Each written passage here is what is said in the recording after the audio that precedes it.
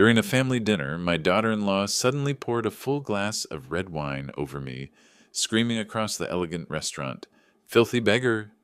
I just quietly nodded, said nothing, and wiped my face with a napkin. All the guests froze in shock, and the restaurant manager approached our table. What he said to her made her eyes bulge out of her head, and her face turn pale with horror. Before continuing, subscribe to the channel, and write in the comments what time it is in your region right now. The banging on my bedroom door started at exactly 6 in the morning. Not a polite knock, the kind of aggressive pounding that says someone doesn't care if you're sleeping, sick, or dead. "Gordon, get up, now!" I recognized my daughter-in-law Lorna's voice immediately. That sharp, demanding tone had become as familiar as my own heartbeat over the past 6 months. I sat up slowly, my joints protesting. 67 years old, and some mornings my body reminded me of every single one of them. "I'm coming," I called out, reaching for my robe. "The maid called in sick. You need to make breakfast. The whole family. We have plans today." I opened the door to find Lorna already dressed in designer workout clothes that probably cost more than most people's monthly grocery budget. Her perfectly manicured nails tapped impatiently against her phone case. "Actually, I have a doctor's appointment this morning," I said, keeping my voice calm. "The cardiologist. It's been scheduled for weeks." She looked at me like I'd just told her the earth was flat. "Your health problems can wait. You live here for free, Gordon. Time to earn your keep." For free? In my own house. The house I'd bought 30 years ago with money from my first restaurant. But I didn't say that. I'd learned that arguing with Lorna was like trying to reason with a hurricane. "I'll make breakfast," I said quietly. She smiled, not warmly, just satisfied, and walked away, her expensive sneakers squeaking on the hardwood floors I'd installed myself. I made my way downstairs to the kitchen. My son Carter, Lorna's husband, was already sitting at the table, scrolling through his phone. He was 39, but somehow looked younger, in the worst way possible. Not youthful, just unfinished, like a man who'd never quite figured out how to be one. "Morning, Dad," he mumbled without looking up. "Morning, son." I started pulling out ingredients. Eggs, bacon, bread for toast, coffee. I'd done this routine so many times in the past months that my hands moved on autopilot. Behind me, I heard the kids coming down, my grandchildren, Quincy and Liam, 19 and 16. They at least smiled at me. "Hey, Grandpa," Quincy said softly. "Morning, sweetheart." Lorna returned just as I was plating the first round of scrambled eggs. She sat down at the head of the table, my usual spot once upon a time, and immediately frowned. "These eggs look overcooked." I glanced at them. They were perfect, fluffy, still moist, exactly the way any reasonable person would want them. "I can make more." "The coffee's barely warm," she interrupted, touching the pot without even pouring a cup. "And are those toasts burned?" They had the slightest golden brown edge. You'd need a microscope to call them burned. Carter said nothing. He never did. Just kept his eyes on his phone like it might save him from having to acknowledge what was happening. "I'll start over," I said. Lorna stood up, grabbed her plate, and dumped the entire contents into the trash can. Eggs, bacon, toast. All of it. "Yes, you will. And this time, try not to serve us garbage, Something cold settled in my chest. Not anger, not yet. Something quieter. Something that had been building for months, maybe years, crystallizing into clarity. I made new eggs, new bacon, new toast. Perfect this time by anyone's standards. Lorna ate without comment, which I suppose was her version of approval. After breakfast, she tossed a folded piece of paper onto the counter beside me. "Your tasks for today. Since you're not going to the doctor anymore, you'll have plenty of time." I unfolded it. 15 items. Clean all bathrooms. Vacuum every room. Wash both cars. Organize the garage. Detail the windows. Iron Carter's shirts. Polish the silver. On and on. "Lorna's having lunch with friends," Carter said, finally speaking. Still not looking at me. "She'll be back around 4. "Right," I said. I looked at my son, really looked at him, waiting for something. An acknowledgement. An apology. A sign that somewhere inside him, the boy I'd raised still existed. He stood up and left the room. I looked down at the list again, then at the clock, then at the phone number for my cardiologist's office, knowing I'd have to reschedule. Again. And that's when it happened. That's when something inside me, something that had been bending for months, finally broke. Not loudly, not dramatically, just a quiet snap, like a wire pulled too tight for too long. I folded the list carefully and put it in my pocket. Then I smiled. For the first time in 6 months, I had absolute clarity about what I was going to do. Not today, not tomorrow, but soon. Very soon. Lorna thought she was dealing with a helpless old man who'd lost his fire. She thought she could push and push and push, and I'd just keep taking it because I had nowhere else to go, nothing else to offer. She had no idea who she was actually dealing with, and that was going to make this so much more satisfying. I picked up my phone and started making a very different kind of list. Not chores, not tasks, plans. I spent the rest of that Monday working through Lorna's list like the obedient servant she clearly thought I was. Bathrooms spotless, cars gleaming, windows you could see your reflection in, every single task completed exactly as demanded. But while my hands scrubbed and polished and organized, my mind was somewhere else entirely, somewhere much more interesting. I kept thinking about how we'd gotten here. When had it started? 6 months ago when Carter called to say they were moving in to help take care of you, Dad? Or earlier, in the small comments and dismissive looks that I'd ignored because I wanted to believe my son was better than that. 3 months back, I remembered, Carter had asked to borrow $5,000. Emergency expenses, he'd said. Car trouble and some unexpected bills. I'd given it to him without question because that's what fathers do. 2 weeks later, I'd walked past his study and overheard him on the phone with a friend, laughing about his new golf club membership. $5,000 for golf. When I'd asked him about it, he'd fumbled through an explanation about how the club was networking and important for business contacts. What business? His last 3 startup ideas had crashed and burned within months, but I'd let it go because confronting him would have meant admitting what I already knew. My son had become someone I didn't recognize. Then there was my birthday, July 15th, 67 years old. I'd woken up that morning to an empty house. Everyone had errands to run. No card, no call, no acknowledgement. That evening, when they'd returned, Carter had said, "Oh, damn, was that today? Sorry, Dad. We'll do something next year." Next year. 1 week later, they'd thrown a massive party for Lorna's birthday. Catered dinner, expensive wine, 50 guests. I'd done the math from the receipts I'd seen. Roughly $3,000 for a party, while my birthday had earned a half-hearted apology. But the worst memory, the one that kept replaying in my mind as I organized the garage that afternoon, was from 2 months ago. Lorna had invited friends over for dinner, wealthy friends, the kind she liked to impress. I'd served the meal I'd prepared, playing the role she'd assigned me without complaint. After I'd cleared the dessert plates, I'd heard her voice from the dining room. "Oh, Gordon, he's our live-in help. Free labor, if you know what I mean. Carter's father moved in after his wife died. Couldn't manage on his own, so we took him in. The least he can do is make himself useful." They'd all laughed. I'd stood in the kitchen holding a stack of dirty plates and felt something inside me wither. Now, 3 months of memories later, that withered thing was growing back. Different, harder, ready. Evening came. I finished the last task on Lorna's list and made dinner. Salmon, roasted vegetables, rice, pilaf. They ate without thanking me. Standard procedure. After dinner, as I was loading the dishwasher, Quincy appeared in the kitchen.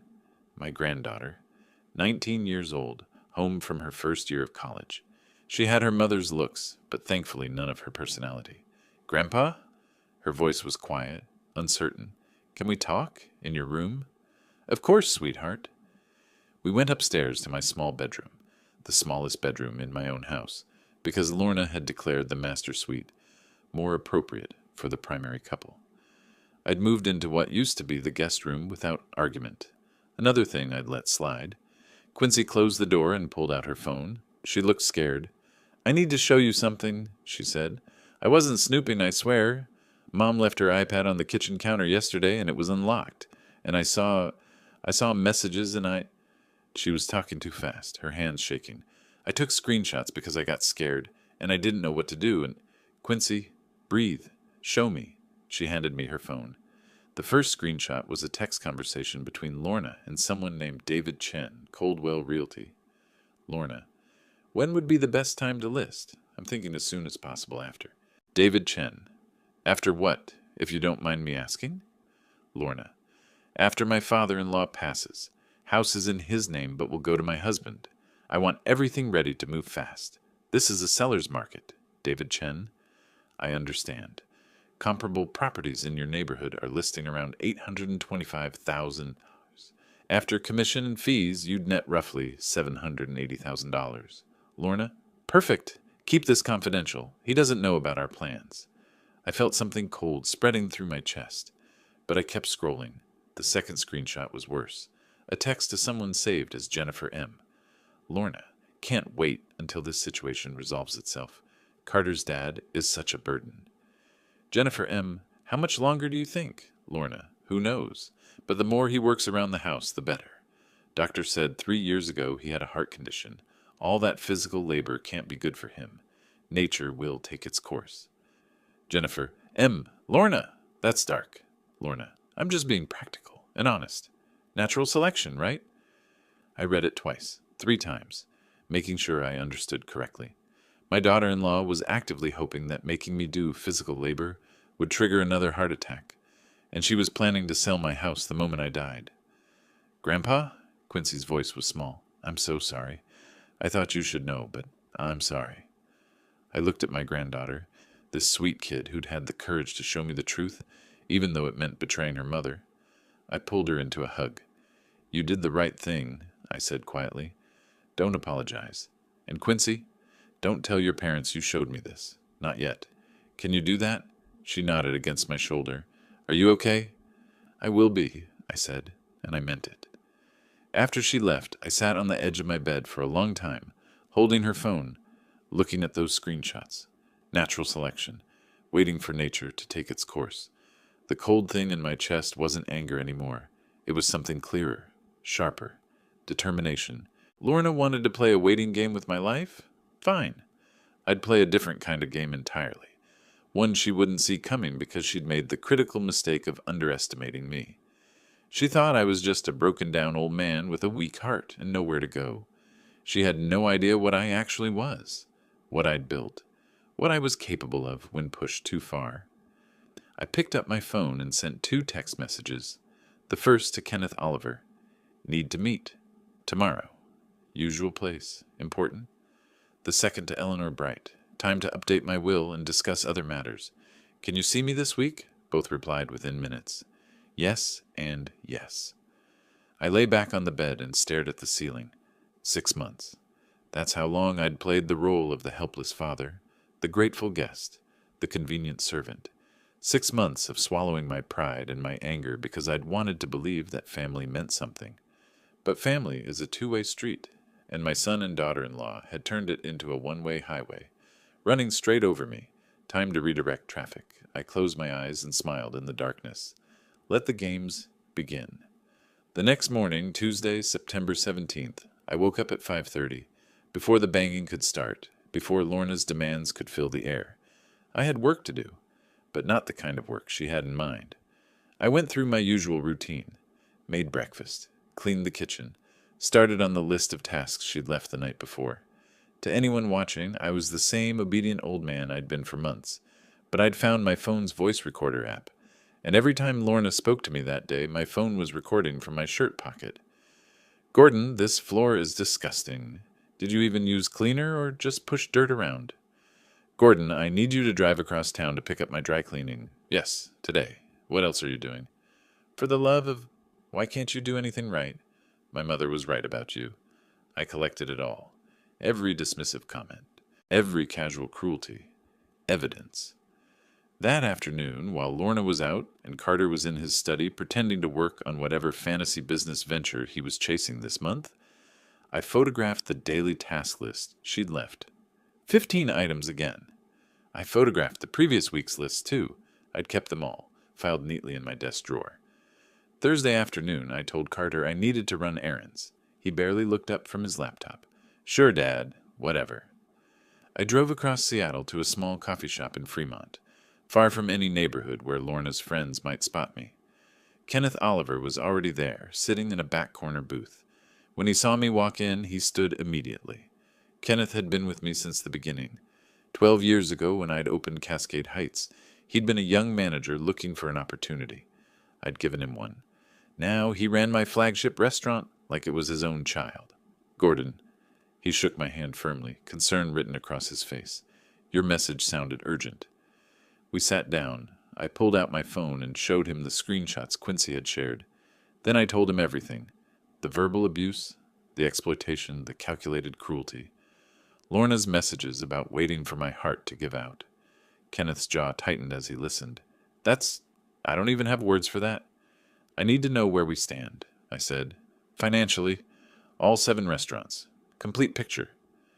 He pulled out a tablet and opened a file he'd already prepared.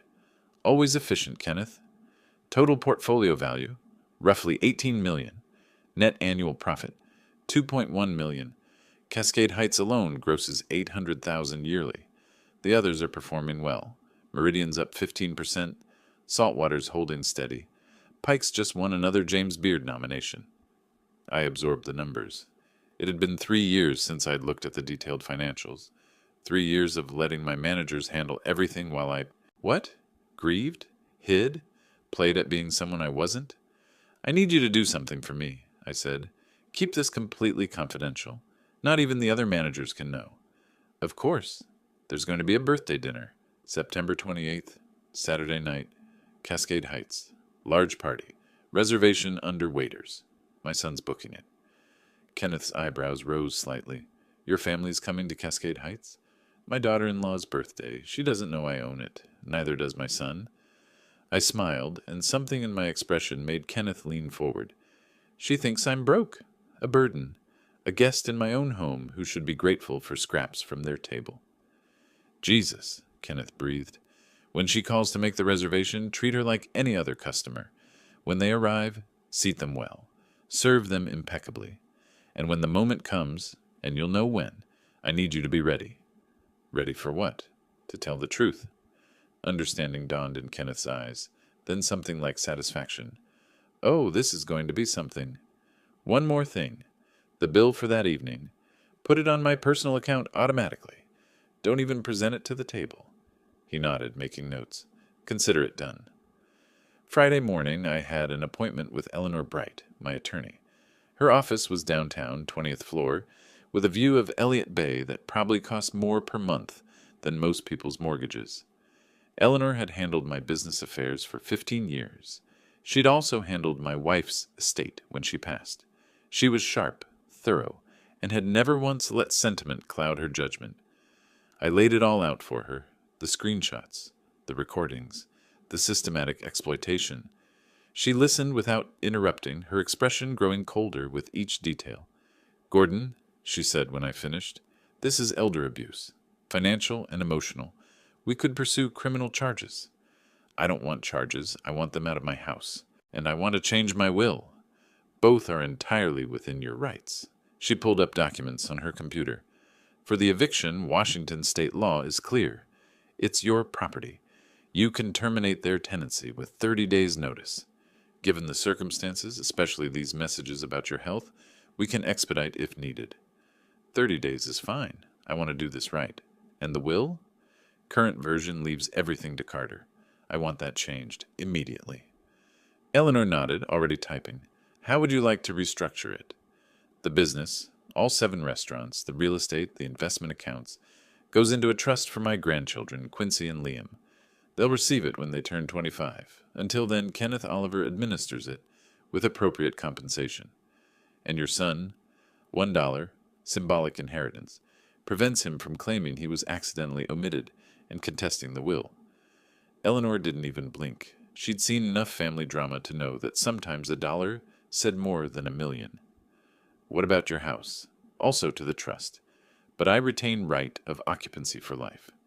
After I'm gone, the kids can decide what to do with it. This is a substantial change, Gordon. If Carter challenges this, he won't win. Not with evidence of his wife's messages about waiting for me to die. Not with recordings of the abuse. Not with documented financial exploitation. I leaned forward. Make it bulletproof, Eleanor. I don't want any ambiguity. Give me until Monday. I'll have everything drafted, reviewed, and ready for signature. I left her office feeling lighter than I had in months. Not happy, I'd lost too much for happiness, but purposeful. Clear. That evening at dinner, Lorna was in a particularly foul mood. Apparently one of her friends had gotten a new car, and now she needed one too. Carter, we've been driving that tired old Lexus for 3 years. Everyone else has upgraded. Honey, we talked about this.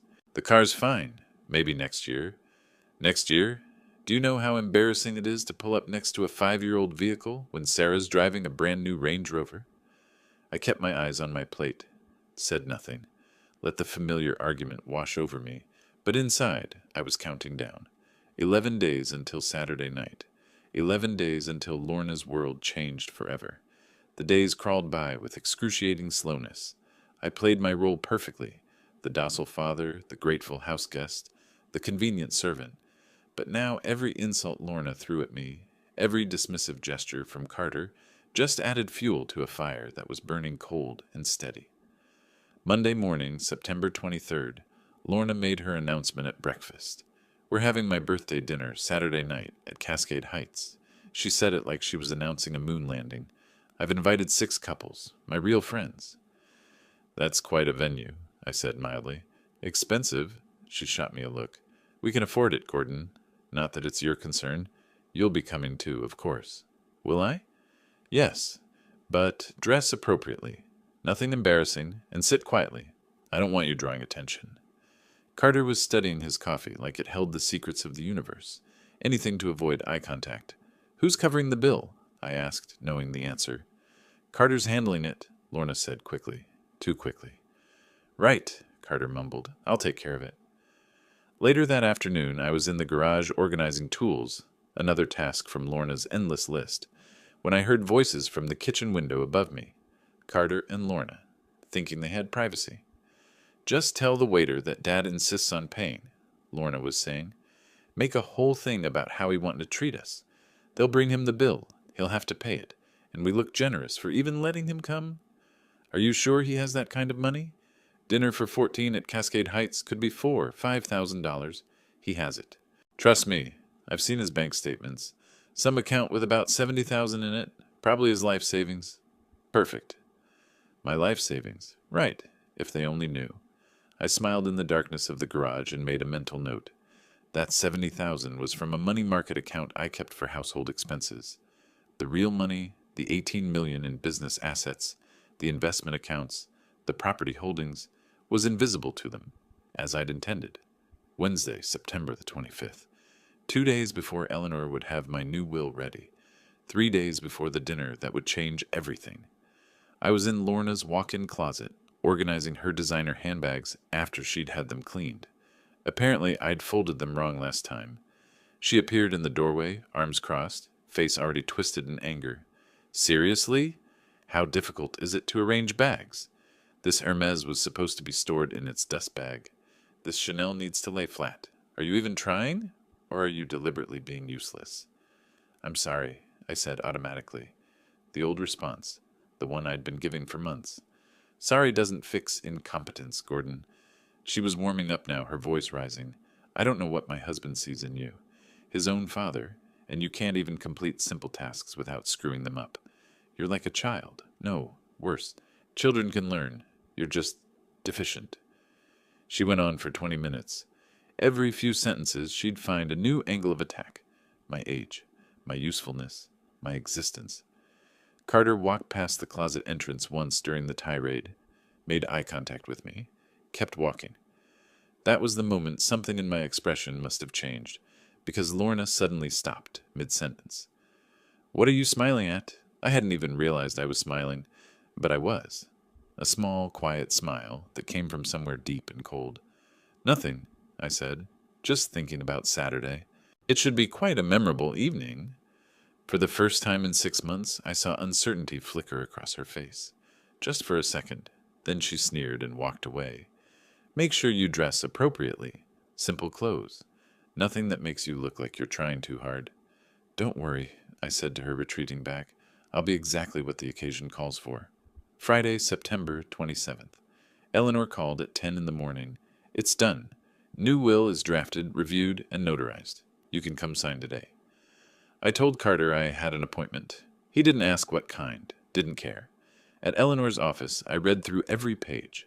The trust structure, the administrator provisions, the symbolic dollar for Carter with explicit language about why he was receiving only that amount, the documentation appendix that included references to concerning communications regarding testator's health and estate. I signed my name 12 times. Eleanor witnessed. Her paralegal notarized. Filed with the state as of 3 p.m. today, Eleanor said. Completely legal, completely binding. You're protected, Gordon. Thank you. Are you sure about tomorrow night? You could handle this privately? No. I was very sure. She humiliated me publicly. She'll learn the truth publicly. That's justice. Eleanor nodded slowly. Then I hope it goes exactly as you've planned. That evening, Kenneth texted me. All set for tomorrow. Staff briefed. Table in VIP section. You'll be properly welcomed. I replied. Perfect. See you at 6:30. Lorna spent Friday evening trying on different dresses, recruiting Quincy to give opinions. My granddaughter caught my eye once over her mother's shoulder. There was worry there and hope. I winked at her. Saturday morning, September 28th. The day I'd been planning for 2 weeks felt like it had taken years to arrive. Lorna was in full preparation mode, hair appointment, nail appointment, last-minute shopping. Carter was pacing nervously, probably calculating the cost of the evening in his head. I stayed out of the way, spent the afternoon reading in my small bedroom, waiting. At 5:30, Lorna knocked on my door. We're leaving at 6:15. You're wearing what? I showed her. Plain button-down shirt, dark jeans, simple shoes. Nothing fancy. Nothing that would draw attention. Fine. Good. Stay in the background tonight, Gordon. This is my celebration, not yours. Understood, I said. At 6:15, we loaded into Carter's car, the tired old Lexus that was somehow not good enough for Lorna's image. The drive across Seattle took 40 minutes. Quincy sat next to me in the back seat. At one point, she squeezed my hand. I squeezed back. We pulled up to Cascade Heights at exactly 6:55 p.m. Through the windshield, I could see the building I'd designed, the restaurant I'd built from nothing, the flagship of an empire that nobody in this car knew existed. Lorna checked her makeup one more time. Remember, Gordon, quiet. Don't worry, I said, opening my car door. I'll let my actions speak for themselves. And we walked inside to what would become the most expensive birthday dinner Lorna never wanted. Cascade Heights looked exactly as I remembered it. The warm lighting, the elegant stonework, the floor-to-ceiling windows overlooking Elliott Bay. I designed every detail of this place 12 years ago, and it still took my breath away. The hostess greeted us with a professional smile. Young, maybe 23, with the polished demeanor we trained all our front-of-house staff to maintain. Good evening. Welcome to Cascade Heights. Reservation for waiters, Carter said, his voice tight with nerves. Party of 14. Something flickered in the hostess's eyes when she heard the name. Just a split second of recognition before her professional mask slid back into place. Kenneth had briefed the staff well. Of course. Right this way, please. Lorna swept in ahead of us, her $4,000 dress swishing dramatically. She'd spent 2 hours getting ready, making sure every detail was perfect for her performance tonight. Carter followed in his rented tuxedo. Rented, though he'd die before admitting that to anyone. And me? Plain button-down shirt, dark jeans, simple shoes. Exactly what Lorna had demanded I wear so I wouldn't embarrass them with pretensions. The irony was delicious. The hostess led us through the main dining room, past tables where people were spending hundreds of dollars on meals they'd remember for years, and into the VIP section, private, secluded, with its own view of the bay. Your table, she said, gesturing to a large setup that could accommodate 14 guests comfortably. Lorna's eyes lit up. Perfect. Absolutely perfect. As the other guests began arriving, I watched the familiar dance play out. Lorna's wealthy friends, or rather people she desperately wanted to impress, arrived in their expensive cars, their designer clothes, their practiced smiles. I recognized a few names. Richard Hutchins, a real estate developer, Stephanie Chen, who ran a boutique marketing firm, Jennifer Morrison, whose family money went back 3 generations. These were Lorna's aspirational circle, the people she wanted to be. They greeted her with air kisses and compliments on her dress. Some nodded politely at Carter. None of them acknowledged me at all. Lorna made sure I was seated at the far end of the table, practically behind the other guests, out of sight, out of mind. The embarrassing relative who had to be included but shouldn't be noticed. I sat down quietly and waited. The ordering began with Lorna playing the generous host. Let's start with champagne. Dom Perignon, I think. And for appetizers, we'll have the oysters, the foie gras, the caviar service. I watched Carter's face grow paler with each item she added to the order. He knew what this was going to cost. Knew they didn't have the money. Knew they were banking on sticking me with the bill. Stephanie leaned toward Lorna with wide eyes. Lorna, this is incredible. How do you manage it? This place is so expensive. Lorna waved a hand dismissively, her wine glass catching the light. Oh, we're doing very well. Carter's working on a major project. Very exciting opportunities. Carter made a sound that might have been agreement.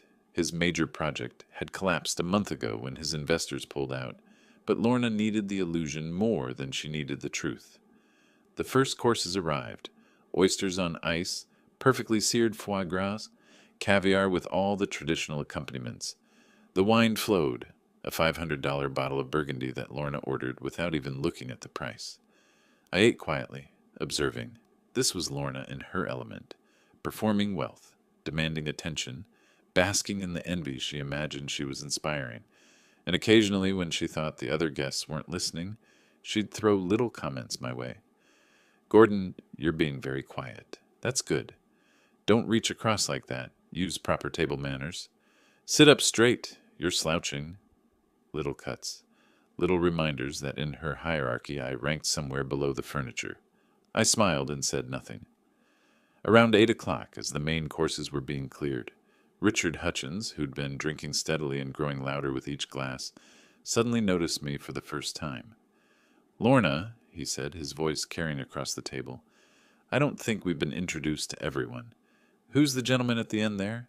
The table went quiet. Several heads turned toward me. Lorna's smile turned brittle. She'd been hoping I'd remain invisible all evening. Oh, that's Gordon, Carter's father. Ah, Richard raised his glass toward me. Nice to meet you, Gordon. You must be very proud of your son. I nodded politely. Thank you. He lives with us, Lorna added, her tone shifting subtly. We take care of him. He needed assistance after his wife passed. The way she said assistance made it sound like charity, like they were saints for tolerating my presence. That's very generous of you, Jennifer said, though her expression suggested she found the whole arrangement a bit gauche. Having an elderly relative living with you wasn't exactly the image Lorna had been projecting. Well, you know how it is, Lorna continued, warming to her narrative. She was on her 3rd glass of wine now, and her filter was slipping. We couldn't just abandon family, even though it's been challenging. Challenging how? Stephanie asked, genuinely curious. Wrong question to ask Lorna when she was drunk on wine and validation. Oh, you know, he needs a lot of help around the house. Can't really manage on his own anymore. We provide everything. Housing, food, care. It's quite a responsibility. Carter shifted uncomfortably beside her, but said nothing. He never did. Lorna was just getting started. Richard, oblivious to the growing tension, pressed further. So, Gordon, you help out around the house in exchange for room and board? That's a fair arrangement. Before I could respond, Lorna laughed. A sharp, wine-loosened laugh that carried too far. Help out? That's generous. He does what he can, I suppose. We try to keep him useful. The temperature at the table shifted. Even her friends were starting to look uncomfortable. This wasn't the polished, gracious Lorna they knew. This was something else. Lorna, Carter started, but she talked over him.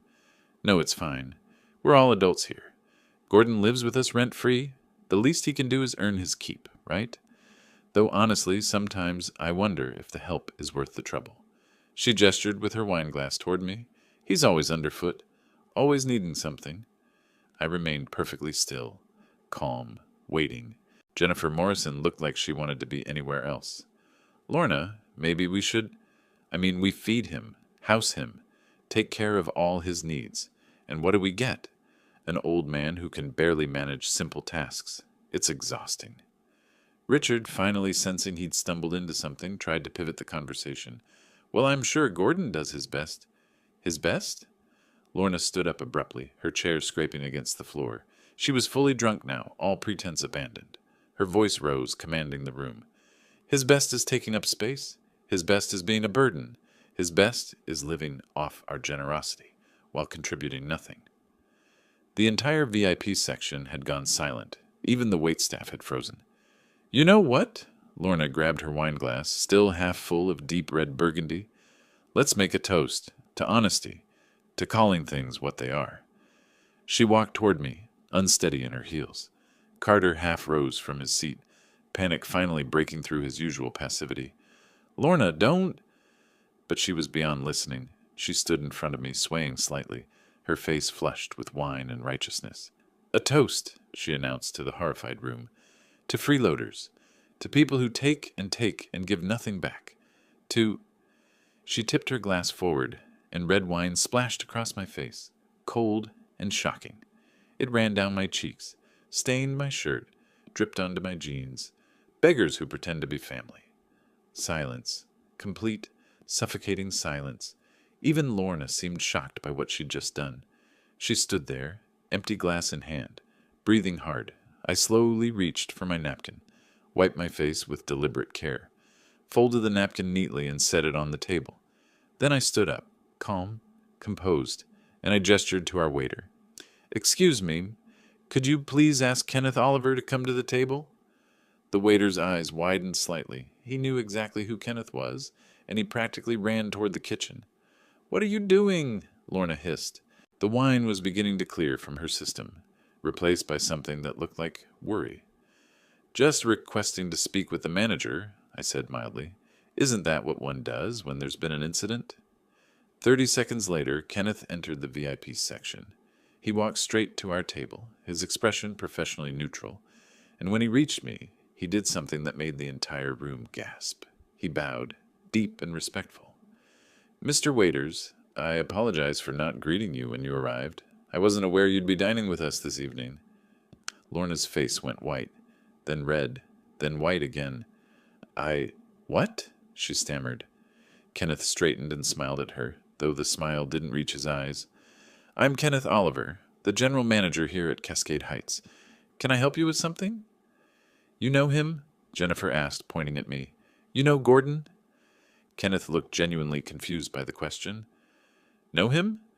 Ma'am, I work for him. Gordon Waiters is the owner of Cascade Heights. He's the owner of all 7 of our restaurants here in Seattle. The silence that followed was absolute. I watched Lorna's face cycle through emotions. Confusion, disbelief, comprehension, horror. Richard Hutchins spoke first, his voice barely above a whisper. You own this restaurant? And 6 others, yes, I said calmly. I built the first one 15 years ago. Grew the business from there. Kenneth here has been with me for 12 years. He runs Cascade Heights beautifully. But you... Lorna couldn't form complete sentences. Her brain was trying to reconcile the shabby old man she'd humiliated with the reality standing before her. You live in our house. You don't have money. I live in my house, I corrected gently. The house I bought 30 years ago. The house you've been planning to sell the moment I die, according to your messages to that realtor. David Chen, wasn't it? Carter made a choking sound. As for money, I continued, I have quite a bit, actually. The restaurant portfolio is worth roughly $18 million. Annual net profit is about $2.1 million. I've been living modestly by choice. Wanted to see how people treated me when they thought I had nothing. I looked directly at Lorna. Turns out that was very educational. Her mouth opened and closed. No sound came out. Stephanie Chen stood up. I think we should go. No, please, I said. Stay. Enjoy your dinner. Kenneth, please ensure everyone's meal tonight is complimentary. Put it on my personal account. Of course, Mr. Waiters. I turned to Lorna one final time. Happy birthday, Lorna. I hope this evening has been everything you hoped for.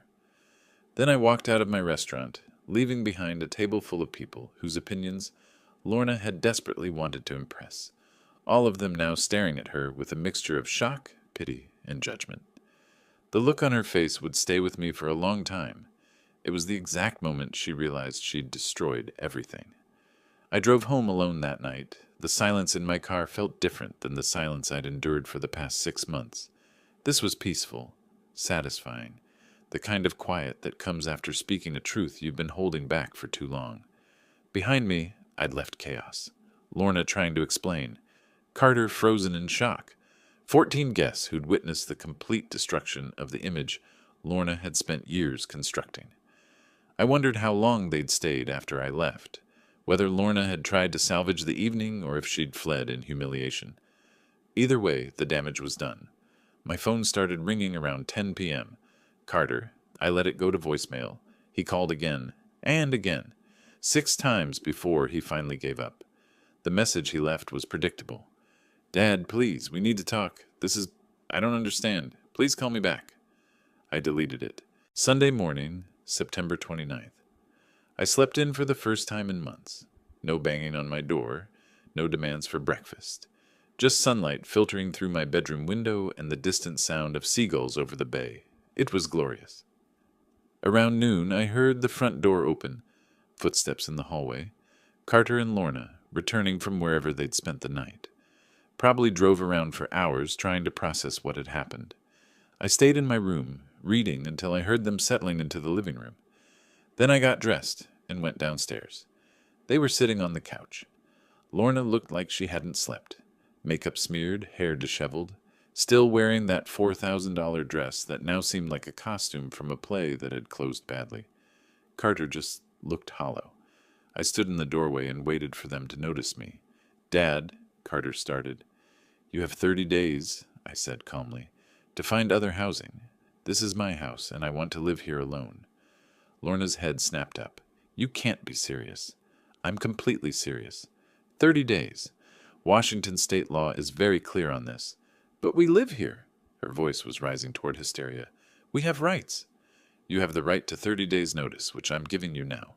Eleanor, my attorney, has already prepared the paperwork. It'll be formally delivered tomorrow. Carter found his voice. Dad, I know Lorna shouldn't have... Shouldn't have what? I asked. Thrown wine in my face? Called me a beggar? Told her friends I was a burden? Which part shouldn't she have done, Carter? He had no answer. Or maybe, I continued, you mean she shouldn't have done it publicly? That it was fine when she did it privately every day for 6 months? That's not... You didn't what? Didn't notice? Didn't care?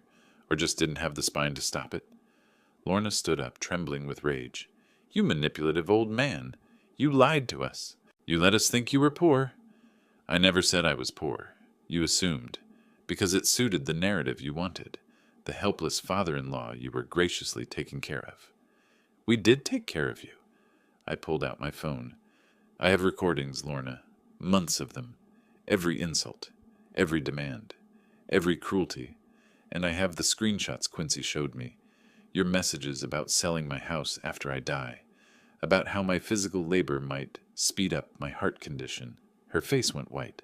So please, I said quietly, tell me again about how you took care of me. The fight went out of her. She sank back onto the couch, and for the first time since I'd known her, Lorna had nothing to say. 30 days, I repeated. Use them wisely. I went back upstairs and left them there. Monday, October 1st. Carter tried a different approach. He came to my room alone, knocked gently, asked if we could talk. About what? I asked through the door. Family. Dad, we're family. Doesn't that mean something? It did. Once, when family meant mutual respect and support. But you redefined it, made it mean servitude and exploitation. So no, Carter, it doesn't mean what you think it means anymore. Silence. Then quietly, what about Quincy and Liam? They're welcome here any time. This is about you and Lorna, not them. More silence. Then footsteps walking away. Tuesday, October 2nd, I got a call from Eleanor. They've hired an attorney, she said. Someone named Marcus Pemberton. Not impressed. He's mostly divorce work, but he's aggressive. What are they claiming? Oral contract for caregiving services. They're saying you promised them the house in exchange for taking care of you. They want compensation for 6 months of unpaid labor. I laughed. Couldn't help it. Unpaid labor? That's what they're calling it. I'll handle it. Between your recordings, the documentation of their actual living situation, and those screenshots about your health, they don't have a case. Pemberton knows it too. This is a Hail Mary. Good. Gordon, they're also claiming you're mentally unfit, saying you might be experiencing dementia or cognitive decline, that your decision-making is impaired. That stung more than I expected, because I won't let them exploit me anymore. Because they're desperate. Don't worry. We'll get you a cognitive evaluation. You'll pass easily, and then we'll use their false claim against them in court. Thursday, October 3rd. Lorna's last attempt. She caught me in the kitchen making coffee, tears streaming down her face. Performance of a lifetime. Gordon, please. I'm sorry. I was drunk. I was showing off. I didn't mean any of it. You know I didn't. I poured my coffee, added cream, stirred slowly. You did mean it, I said. The wine made you honest, not cruel. The cruelty was already there. No, we can fix this. We can start over. I'll be better. We'll both be better. Lorna, do you know why I built those restaurants? She blinked, confused by the change in topic. What? I built them because I love creating something good, something that brings people joy, a place where they're welcomed and valued and treated with dignity. I looked at her directly. You spent 6 months making my own home feel like the opposite of that, and you don't get to undo it with tears. But the house? Where will we go? Anywhere you can afford. There are apartments in the city. Some are quite affordable if you're willing to live within your means. Within our means? Do you know what that is? Do you know what it's like to struggle? I do, actually. I started my first restaurant with a loan and a dream, and worked 18-hour days for 3 years before it turned profitable. So yes, Lorna, I know exactly what it's like, and I know you're more than capable of learning. She stared at me, then her expression changed, hardened. You'll regret this. When you're alone in this house with no family, no one who cares? I have family, I interrupted. Quincy and Liam, Kenneth and my restaurant teams, people who actually care about me, not my assets. You and Carter aren't my family. You're people who happen to share my DNA and my address. I walked past her, coffee in hand, and left her standing in the kitchen. 25 days left. I was counting them like a prisoner counting down to freedom, which in a way I was. October 6th, Monday morning, 3 a.m. I woke to sounds downstairs. Not breaking in. I knew these sounds. Moving furniture, deliberate footsteps, doors opening and closing. They were trying to take things from the house, loading up their car in the dark, hoping I wouldn't notice. I got up, put on my robe, and went downstairs. Found Carter in the dining room, carefully wrapping my late wife's china in newspaper. Put it back, I said from the doorway. He jumped, nearly dropped a plate. Dad, I thought you were asleep. Obviously, put it back. This was Mom's. I have just as much right. You have no right. This is my house. That's my property. Put it back, or I call the police for theft. We stared at each other in the dim light. Finally, he set the plate down. When did you become this person? He asked, and there was genuine confusion in his voice. When did you become so cold? The day I realized that kindness without boundaries is just weakness waiting to be exploited. Put everything back where you found it. Then go to bed. You have 19 days left. He did as I asked, but the look he gave me, like he was seeing a stranger, that stayed with me. Good, I thought. Maybe he should see a stranger. Maybe that's what it takes to see clearly. Later that morning, Eleanor called with news. The cognitive evaluation is scheduled for tomorrow. Dr. Patricia Morrison, excellent reputation. She'll spend 3 hours testing you. Memory, reasoning, decision-making, everything. We'll have the results within a week. And then we eviscerate their case. But Gordon, there's something else. The will documentation is complete. Everything's filed. Quincy and Liam get the trust. Carter gets his $1. But you need to see him before the 30th. Tell him yourself. Why? Because if he learns it from court documents, it'll destroy any chance of future reconciliation. And despite everything, I think you want to leave that door open. Just a crack. She was right. I hated that she was right. October 8th, Wednesday. I asked Carter to meet me in my study. Private. No Lorna. He came in looking wary, defensive, like he expected another fight. I handed him the document. Read it. He did, and I watched his face change as he progressed through the pages. Confusion, then shock, then something that looked like grief. $1, he said finally. His voice was barely above a whisper. You're leaving me $1. It's standard practice. Prevents you from claiming you were accidentally omitted. Makes the will contestation-proof. The kids get $16 million in trust, and I get $1. The kids showed me love and respect. You showed me your back while your wife destroyed me. He looked up, and there were tears in his eyes. Real ones, not Lorna's performance art. I'm your son. Yes. Which makes your behavior even worse. You knew better, Carter. You were raised better. But you chose comfort over character. You chose Lorna's approval over your father's dignity. I was trying to keep my marriage together. By sacrificing your father? That's the trade you made?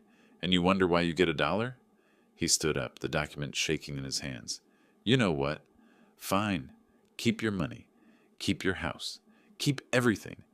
I don't need it. I don't need you. He started toward the door. Carter. He stopped but didn't turn around. When you're ready to be the man I raised instead of the person Lorna shaped.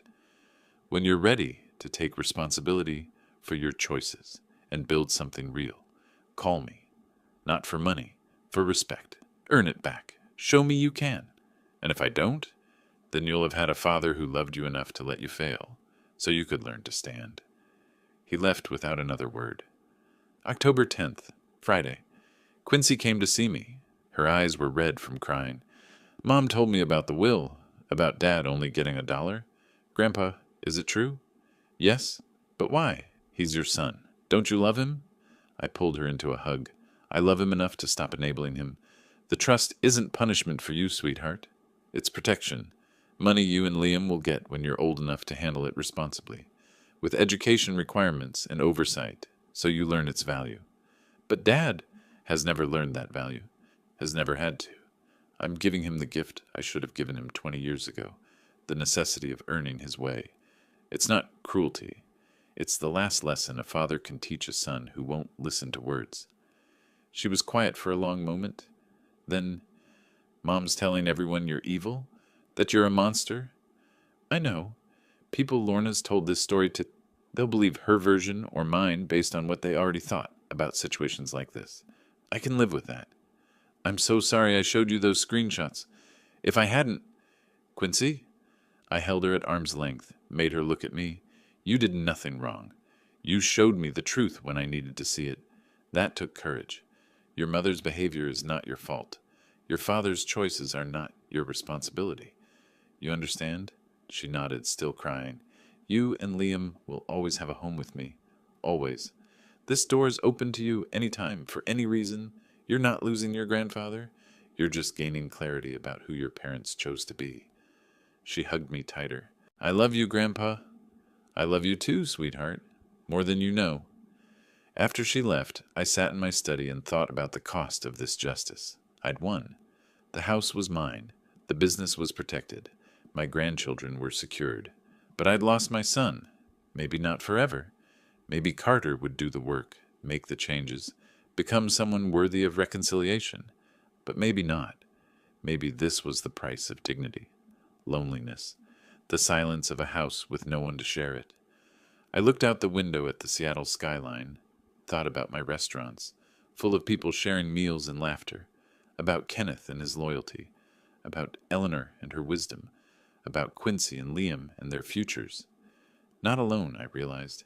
Different, selective, surrounded by people who'd earned their place rather than demanded it by default. The phone rang. Kenneth reporting on the week's revenues. Business was good, better than good, exceptional. Thinking about coming back more actively, I told him, getting back into the day-to-day. We'd love that, Gordon. We've missed you. I've missed me too, I said, and meant it. 13 days until Carter and Lorna had to leave. 13 days until I reclaimed my home completely. I was counting them down, but not like a prisoner anymore, like someone planning a future. October 13th, moving day. I woke early and made coffee, then sat at the kitchen table watching the sunrise through the window. In a few hours, Carter and Lorna would be gone. 30 days had passed exactly as the law required. They'd found an apartment in Renton, a two-bedroom in a complex near the airport. Not terrible, but a far cry from the house they'd been living in rent-free. I'd learned this from Quincy, who'd been splitting her time between their new place and staying with friends. She refused to abandon her parents completely, but she also refused to pretend everything was normal. The moving truck arrived at 9. I stayed upstairs, giving them space to load their belongings. Through my window, I could see Carter carrying boxes, his movements slow and defeated. Lorna directed the movers with sharp gestures, her voice carrying even through closed windows. By noon, most of their things were packed. I came downstairs to find them doing a final walkthrough. Lorna saw me and stopped. For a moment, neither of us spoke. "We're almost done," Carter said quietly. "Just checking we got everything." "Take your time." Lorna's jaw tightened. She looked like she wanted to say something, probably had a dozen cutting remarks loaded and ready. But for once she kept silent. Maybe she'd finally learned that words had consequences. Or maybe she just had nothing left to say that could hurt me anymore. As they headed toward the door with the last boxes, Lorna stopped, turned. "You destroyed our family," she said, her voice trembling with barely contained rage. "I hope you can live with that." I'd been expecting this, the last-ditch attempt to make me the villain in her story. "I didn't destroy anything, Lorna. I stopped letting you destroy me. There's a difference. That's just semantics. No, it's accountability, something you've never had to face before." She opened her mouth, closed it, then stormed out. Carter lingered in the doorway. "Dad!" "Goodbye, Carter." He nodded slowly, then followed his wife out to the truck. I watched from the window as they drove away. 33 days after that morning when Lorna had pounded on my door demanding breakfast, my house was finally mine again. The silence was profound. I spent the afternoon doing nothing, just sitting, breathing, existing in space that was truly my own for the first time in months. October 14th, Sunday. I slept until 10, unthinkable luxury. Made myself pancakes for breakfast, eating them slowly at the kitchen table while reading the news on my tablet. No one criticized my cooking. No one demanded I clean up immediately. No one needed anything from me. It was perfect. And it was lonely. I'd won. I knew that. I'd reclaimed my dignity, protected my assets, secured my grandchildren's futures. By any measure, this was victory. But victory had a price, and I was paying it in the currency of family. Around 3 p.m., Quincy texted, "Can I come over?" "Always," I replied. She arrived 20 minutes later, carrying a bag from my favorite bakery. We sat in the living room, eating croissants and drinking coffee. And for a while, we didn't talk about the elephant in the room. Finally, she said, "Dad's really struggling. He got a job, just entry-level sales, but it's something. Mom hates it, says it's beneath them." "How are you handling it?" "I'm okay. Liam's taking it harder. He doesn't understand why everything changed so fast. He thinks you hate them." "I don't hate them, sweetheart. I just can't allow them to treat me that way." "I know. I get it. It's just hard watching them fall apart." "They're not falling apart. They're learning to stand on their own. It feels like falling because they've never done it before." She was quiet for a moment. "Grandpa, are you lonely?" The question caught me off guard, not because it was intrusive, but because it was perceptive. "Sometimes," I admitted, "but lonely is better than diminished. I'll take solitude over disrespect any day." October 15th, Monday. I went back to work, real work, not just checking in, but actually managing my restaurants again. I met with Kenneth and the management team at Cascade Heights, reviewed financials, discussed expansion plans, tasted new menu items. For the first time in 3 years, I felt like myself again. "It's good to have you back," Kenneth said as we walked through the dining room after the meeting. "The team's been great, but they've missed your vision." "I've missed this. Being part of something I built, making something good. You've always been good at that. Creating spaces where people feel valued." He paused. "That's why what happened to you at home was so wrong? You deserve better?" "I'm getting better now. That's what matters." October 17th, Wednesday. Carter texted, "Can we talk? In person?" I stared at the message for a long time. Part of me wanted to ignore it. The wound was still fresh, and I wasn't sure I was ready for whatever this conversation would bring. But Eleanor's words echoed in my mind. Leave the door open. Just a crack. Saturday, 2 p.m. My place? Thank you. I spent the next 2 days wondering if I was making a mistake, wondering if Carter would use this meeting to try guilt, manipulation, anger, wondering if I'd have the strength to hold my ground if he did. Saturday morning, I was nervous. Ridiculous at 67 being nervous about talking to my own son. But there it was. October 18th, Saturday, 2 p.m. Carter arrived exactly on time, which was notable. Punctuality had never been his strong suit. He looked different, thinner, tired, the kind of tired that comes from hard days and harder realizations. I let him in without a word, led him to the study. We sat across from each other, and for a moment the silence was heavy. Thank you for seeing me, he said finally. You're still my son, Carter. That hasn't changed. Hasn't it? His voice cracked. I saw the will. $1. That's what I'm worth to you. That's what you earned through your choices. The dollar is legal protection, not a valuation of your worth as a human being. He nodded, eyes filling with tears. I know. I know what I did. What I let happen. I was weak, Dad. I was so focused on keeping Lorna happy that I forgot about keeping myself decent. Why are you here, Carter? To apologize. Not to get the money back. I know that's gone. But to say I'm sorry. For not standing up for you. For letting her treat you like that. For being the kind of man who'd choose comfort over character. I studied him, looking for signs of manipulation, of performance, but all I saw was genuine regret. I believe you're sorry, I said, but sorry isn't enough. You're 39 years old, Carter, a grown man with children of your own. You've spent your entire adult life looking for easy paths. My money, Lorna's schemes, whatever got you through without real effort. I changed the will because you needed to learn what you should have learned 20 years ago. That respect is earned, not inherited. I'm trying, Dad. I got a job. It's just sales, but it's honest work. I show up every day. I'm paying bills. That's good. That's a start. A start? He looked up, hope flickering across his face. Yes, because real change takes time. If you want a relationship with me, not the inheritance, but actual respect and connection, you'll need to show me sustained change. Years of it. I need to see you become the man I raised you to be, not the person Lorna shaped you into. What about Quincy and Liam? I smiled, couldn't help it. They get their trust when they turn 25, structured to teach them financial responsibility, with education requirements and oversight. They'll be fine, better than fine. And me?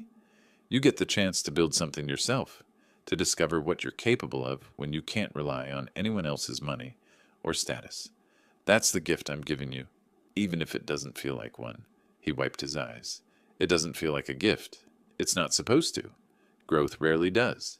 We sat in silence for a while. Then Carter asked, Is there any path back for us?